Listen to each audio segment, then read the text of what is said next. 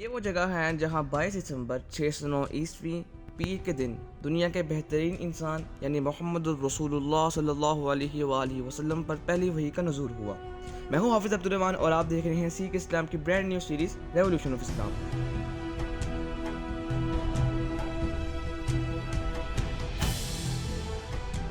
آپ پر وحی کا آغاز اچھے اور پکیزہ خوابوں سے ہوا۔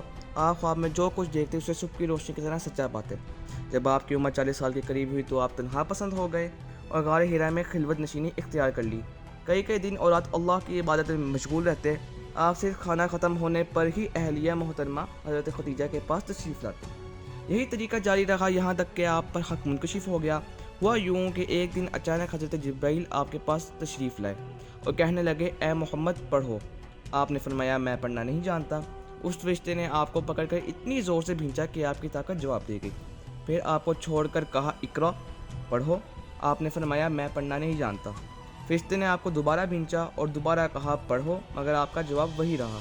جب فرشتے نے تیسری مرتبہ بھینچا تو اس نے کہا، اقرا بسم ربک الذی خلق، خلق الانسان من علق، اقرا وربک الاکرم الذی علم بالقلم، علم الانسان ما لم یعلم۔ پڑھ اپنے رب کے نام سے جس نے پیدا کیا، جس نے انسان کو جونگ سے پیدا کیا۔ پڑھ اور تیرا رب بڑے کرم والا ہے، جس نے انسان کو قلم کے ذریعے علم سکھایا اور انسان کو وہ کچھ سکھایا جو وہ نہیں جانتا تھا۔ یہ آیتیں آپ صلی اللہ علیہ وسلم نے دہرانے کے بعد جبرائیل سے سن کر غار حرا سے نکلے۔ آپ کا دل اس انوکھے واقعے سے کانپ رہا تھا۔ آپ حضرت خدیجہ کے پاس تشریف لائے اور فرمایا کہ مجھے کمبل اڑا دو۔ چنانچہ آپ کو کمبل اڑا دیا گیا۔ جب آپ کا خوف جاتا رہا تو آپ نے تفصیل کے ساتھ اپنی زوجہ کو یہ واقعہ سنایا اور فرمایا کہ مجھے اب اپنی جان کا خوف ہے۔ آپ کے زوجہ نے آپ کو تسلی دینے کے لیے کہا، آپ کا خیال صحیح نہیں ہے، اللہ کی قسم آپ کو اللہ کبھی رسوا نہیں کرے گا۔ آپ تو اخلاق فاضلہ کے مالک ہیں، آپ تو کنبہ پرور ہیں، بے کسوں کا بوجھ اپنے سر پر رکھتے ہیں، آپ مفلسوں کے لیے کماتے ہیں، آپ مہمان نواز اور امر حق کا ساتھ دیتے ہیں۔ ایسے اوصاف حسنہ والا انسان یوں ذلت کی موت نہیں پا سکتا۔ پھر مزید تسلی کے لیے آپ کو ورقہ بن نوفل کے پاس لے گئیں۔ ورقہ بن نوفل حضرت خدیجہ کے چچا زاد بھائی اور عیسائی تھے۔ ورقہ بن نوفل نے انجیل کو سریانی زبان سے عبرانی زبان میں منتقل کیا تھا۔ وہ بہت بوڑھے ہو چکے تھے، یہاں تک کہ ان کی بینائی بھی رخصت ہو چکی تھی۔ آپ نے ورقہ بن نوفل کو تفصیل سے یہ واقعہ سنایا۔ یہ سن کر ورقہ بن نوفل بے اختیار بول پڑے کہ یہ وہی معزز فرشتہ ہے جسے اللہ نے موسیٰ پر وحی دے کر بھیجا تھا۔ کاش میں آپ کے عہد نبوت کے شروع ہونے پر جوان ہوتا، کاش میں اس وقت زندہ رہتا جب کہ آپ کی قوم آپ کو شہر سے نکال دے گی۔ یہ سن کر رسول اللہ نے تعجب سے پوچھا، کیا یہ لوگ مجھے نکال دیں گے؟ حالانکہ میں تو ان میں صادق الامین مقبول ہوں۔ ورقہ نے کہا کہ جو شخص بھی آپ کی طرح امر حق لے کر آیا، لوگ اس کے دشمن ہو گئے۔ اگر مجھے آپ کی نبوت کا زمانہ مل جائے تو میں آپ کی پوری مدد کروں گا۔ مگر ورقہ کچھ دنوں بعد انتقال کر گئے۔ پھر کچھ عرصہ تک وحی کی آمد موقوف رہی۔ یہ زمانہ فترۃ الوحی کہلاتا ہے۔ علماء کے نزدیک یہ زمانہ 6 ماہ سے 1 سال تک مشتمل ہے۔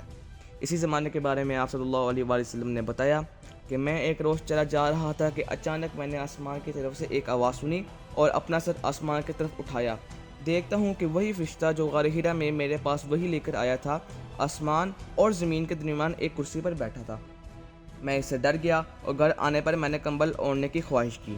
اس وقت یہ آیات نازل ہوئیں، یا ایھا المدثر قم فانذر وربک فکبر وثیابک فطہر والرجز فہجر۔